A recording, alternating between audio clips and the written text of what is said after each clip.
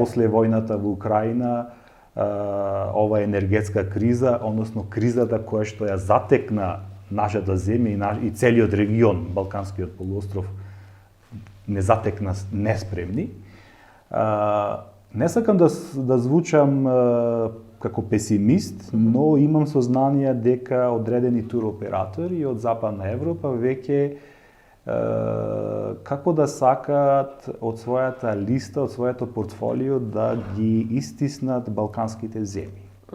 Македонија како Македонија не може, многу е тешко самостојно да настапи на одреден пазар. Значи секогаш во последните барем 20 на години настапува како еден дел од Балканскиот полуостров или како една дестинација која што е дел од пошироки балкански тури.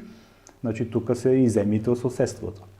Ако ви кажам дека моментално веќе станува збор за продажба, веќе се продаваат вакви пакет аранжмани и доколку до минатата година се движеа цените некаде околу 1200-300 евра по човек за 14 до 15 дневна тура из Балканскиот полуостров, со околу 4 до 5 реализирани ноќевања во Македонија, најголемиот број во Охрид. Иста таква тура, слична тура се продава за 250 евра поевтино, вклучува Шпанија и Португалија.